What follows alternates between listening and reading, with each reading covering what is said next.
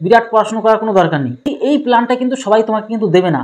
সবথেকে সঠিক প্ল্যান তোমাকে দিচ্ছি, অল্প বয়সেই তোমরা কিন্তু চাকরির জন্য সম্পূর্ণভাবে রেডি হয়ে যাবে। আজকের এই ভিডিওটি প্রধানত তোমরা যারা মাধ্যমিক পাস করেছো এবং আগামীতে তোমরা যারা মাধ্যমিক পাস করবে, মাধ্যমিক পাস করার পরে কি করলে সবথেকে ভালো হয় আজকের ভিডিওতে তোমরা জানতে পারবে। মেনলি রাজ্যের যা অবস্থা এবং কেন্দ্রের যা অবস্থা, মানে কোনো একটা কাজ করে সেখান থেকে অর্থ উপার্জন করা এবং সেটা সঠিক উপায়ে।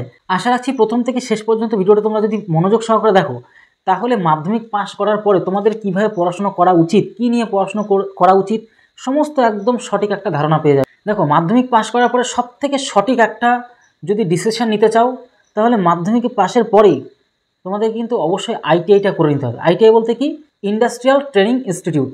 মানে এখানে তুমি ইন্ডাস্ট্রিয়াল যত কাজ রয়েছে সমস্ত কিছুই আগে শেখানো হয়। এই আইটিআই বিভিন্ন ধরনের কোর্স হয়, যেরকম প্লাম্বার হতে পারে, টেকনিশিয়ান হতে পারে। টেকনিশিয়ান বলবো কেন, টেকনিশিয়ানের যে সমস্ত ক্যাটাগরি রয়েছে, তারপর তোমার ইলেকট্রিশিয়ান হতে পারে, তারপর ফিটার হতে পারে, ওয়েল্ডার হতে পারে। বিভিন্ন ধরনের কিন্তু কোর্স রয়েছে, যেগুলো তোমরা ধীরে ধীরে সমস্ত কিছু জানতে পারবে। মানে এক কথায় তোমাদেরকে এটাই বলবো, তুমি মাধ্যমিক পাস করবে, মাধ্যমিক পাস করার পরেই ভালো দেখে একটা তোমাকে অবশ্যই তোমার কিন্তু আইটিআই কোর্স কমপ্লিট করে নিতে হবে। সেটা 1 বছরের হোক অথবা 2 বছরের হোক। অনেকে রেলের জন্য স্পেশালি পড়াশোনা করে আইটিআইটা করে নেয়।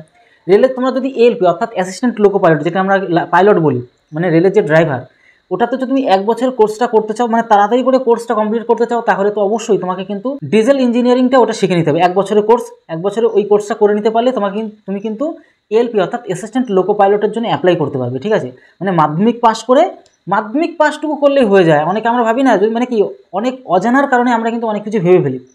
আমরা অনেকে ভাবি যে এই পাইলট মানে রেলের ড্রাইভার হতে গেলে অনেক কিছু পড়াশোনা করতে হবে, মানে বিরাট বড় পড়াশোনা করতে হবে, অনেক পড়াশোনা না করলে হবে না। এমনটা একদমই নয়। মাধ্যমিক পাসের পরে তুমি অবশ্যই কোনো একটা আইটিআই, যেমন ডিজেল ইঞ্জিনিয়ারিং বললাম তোমাদের, সেটা যদি করে নাও, মানে এদিকে মাধ্যমিক পাস আর ওদিকে ডিজেল ইঞ্জিনিয়ারিং 1 বছরের কোর্স করে নিলে তুমি অ্যাপ্লাই করতে পারবে। এবং সবথেকে স্মার্টলি যদি কাজ করতে চাও, তাহলে তোমাকে কী করতে হবে, আইটিআই তুমি মাধ্যমিক পাসের পরে 1 বছর অথবা 2 বছরের কোর্স করলে, এর পাশাপাশি তুমি 11 এবং 12টা শুধু পাস করার জন্য পড়াশোনা করলে হবে। বিরাট পড়াশোনা করার কোনো দরকার নেই। কেন বলছি, এই প্ল্যানটা কিন্তু সবাই তোমাকে কিন্তু দেবে না। সবথেকে সঠিক প্ল্যান তোমাকে দিচ্ছি, অল্প বয়সেই তোমরা কিন্তু চাকরির জন্য সম্পূর্ণভাবে রেডি হয়ে যাবে। দেখো, শেষ পর্যন্ত ভালো করে শোনো, আমি সবথেকে সঠিক সিদ্ধান্ত তোমাদের কিন্তু দিচ্ছি। যেরকমটা, যখন তুমি মাধ্যমিক পাসের পরে যখন আইটিআইটা করছো, ধরো আমি 2 বছরের ধরলাম, অন্যান্য ভালো কোর্স করছো, 2 বছরের একটা কোর্স করে নিচ্ছ। 2 বছরের কোর্সের পাশাপাশি তোমাকে কিন্তু এই মাধ্যমিক পাসের পরেই কম্পিটিটিভ পড়াশোনা, মানে চাকরির জন্য পড়াশোনা শুরু করে দিতে হবে।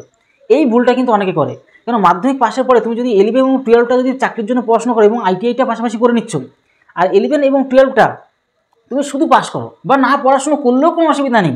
তুমি পরবর্তীকালে কোনো প্রাইভেটে ভর্তি হয়ে তুমি করে নিলে, যদি তোমার প্রয়োজন পড়ে। তো কেন, তো মাধ্যমিক পাশেই কিন্তু আমাদের পশ্চিমবঙ্গ তথা পুরো দেশের মধ্যে 70% চাকরি মাধ্যমিক পাস করলেই হয়ে যায়। উচ্চ মাধ্যমিক পাস করলে তুমি 99% চাকরি তুমি অ্যাপ্লাই করতে পারবে। তারপর তুমি শুধু পাস করলে হবে, এমন না যে নাম্বার পেতে হবে, এমন কোনো ব্যাপার না। এরপরে তুমি যদি গ্র্যাজুয়েশন কমপ্লিট করো, তাহলে 2টো কাজ রয়েছে। সেটা হচ্ছে কি, মানে কিছু রয়েছে, যেমন ব্যাংকের কোনো তোমার ম্যানেজারের পোস্টের ক্ষেত্রে মানে গ্র্যাজুয়েশন কমপ্লিট করে, এর পাশাপাশি ইউপিএসসির পরীক্ষা, আর হচ্ছে কি এসএসসি সিজিএলের পরীক্ষা, WBCS, এই কয়েকটা পোস্ট মানে আর কি পরীক্ষা রয়েছে, শুধুমাত্র গ্র্যাজুয়েশন কমপ্লিট করতে হয়। এবার অনেকের অত ইচ্ছেই থাকে না, অনেকের ইচ্ছা থাকে আমি কোনো না কোনো একটা সরকারি চাকরি আমার প্রস্তুতি পেলেই হলো। তাদের জন্য স্পেশালি এই কথাটা বলছি, তোমরা মাধ্যমিক পাস করো, এর পাশাপাশি 11, 12 শুধু পাস করার জন্য পড়ো। 30% বা সামথিং পাস করে যাবে, ঠিকমতো সামান্য পড়াশোনা করলে হয়ে যায়। এর পাশাপাশি যেটা সবথেকে বেশি প্রয়োজন, সেটা হচ্ছে তোমাকে অবশ্যই ইন্ডাস্ট্রিয়াল ট্রেনিং ইনস্টিটিউট, যেটা আইটিআই, তোমাকে কোনো না কোনো ট্রেড বা কোনো কোর্স তোমাকে যে কোনো একটা ভালো দেখে করে নিতে হবে। এর পাশাপাশি তোমাকে চাকরির জন্য পড়াশোনা করতে হচ্ছে, যেটা বললাম তোমাকে। এইবার এই দুটো প্ল্যান তোমার হয়ে গেল। যখনই তুমি আইটিআইটা কমপ্লিট করে নিচ্ছ, তখনই কিন্তু তুমি রেলের যে কোনো পরীক্ষার জন্য বসতে পারবে। এর পাশাপাশি আরেকটা কথা তোমাদের বলবো, যখনই তোমার আইটিআইটা কমপ্লিট হয়ে গেল, আরেকটা তুমি কোর্স করে নেবে, তাহলে তুমি যে রেলের যে কোনো পরীক্ষায় বসবে, তোমার কিন্তু অবশ্যই অল্প নাম্বার পেলে, যেরকম অন্যান্য পরীক্ষা মানে যে কোনো পরীক্ষার ক্ষেত্রে, যেরকম এর আগেরবার গ্রুপ ডির কথা আমি তোমাদেরকে বলছি, কেউ 70-80-তে পাস করতে পারেনি, আর কেউ মাত্র 7 নম্বর, 8 নম্বর, 9 নম্বর, 20 নম্বর, 30 নম্বর, ঊর্ধ্বে 35-40 নম্বরে তোমরা পাস করে অনেকে চাকরি হয়ে গেছে। সেটা কী করে হয়েছে, একটা কোর্স, সেই কোর্সটার নাম হচ্ছে অ্যাপ্রেন্টিস। কোর্সটার নাম কি, মানে আইটিআর পরে সেটা করতে পারবে, আইটিআর আগে কিন্তু করতে পারবে না। মানে আইটিআইটা কমপ্লিট হলেই ওটা পরবর্তী 1 বছরের কোর্স, সেটা হচ্ছে অ্যাপ্রেন্টিস। অবশ্যই যদি করে নাও, ব্যাস তোমার কিন্তু ভবিষ্যৎ কিন্তু সম্পূর্ণ উজ্জ্বল হয়ে গেল।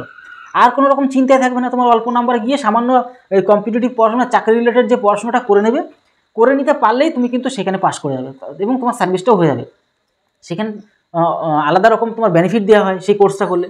তো এই হচ্ছে ব্যাপার। এইবার মনে করো তোমার সরকারি চাকরি করার ইচ্ছে নেই, তুমি যদি কোনো প্রাইভেট সেক্টরে চাকরি করতে চাও, তুমি আমার কথা শোনো, মানে আমাদের পশ্চিমবঙ্গ রাজ্য ছাড়া তুমি চলে যাও এদিকে গুজরাট, এদিকে সাউথের দিকে, গুজরাট মানে সাউথ প্লাস ওদিকে পুরো পশ্চিমের দিকে আমাদের ভারতবর্ষের তোমাদের রাজ্যগুলির কথা বলছি, গুজরাট থেকে শুরু করে সাউথের কেরালা, তামিলনাড়ু, এদিকে তুমি সাউথে যাই চলে যাও, মানে ওই রাজ্যগুলিতে কাজের কোনো অভাব নেই। ইন্ডাস্ট্রিয়াল যে সমস্ত বড় বড় কোম্পানিগুলো রয়েছে সমস্ত জায়গায় তুমি কিন্তু অপরচুনিটি পেয়ে যাবে। এবং নিম্নতম তুমি যদি একটু সামান্য করে কাজ করো, তোমার কিন্তু 25,000 টাকার নিচে কোনো জব নেই। মানে তুমি যদি আইটিআই শিখে যাও, তার উপরে 30,000 40,000 টাকা ভালো তুমি এখানে স্টেবল করে গেলে, তুমি যদি ওখানে দীর্ঘদিন ধরে কাজ করো, তাহলে তোমার ভালো টাকা 50,000 টাকার উপরেও স্যালারি আছে।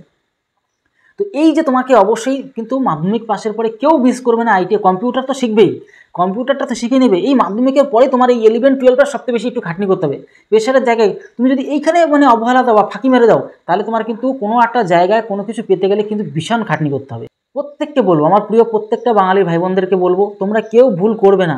এই ভুলটা কিন্তু একবার যদি করে ফেলো, তাহলে তোমার ভবিষ্যতে কিন্তু ভীষণ কষ্ট করতে হবে।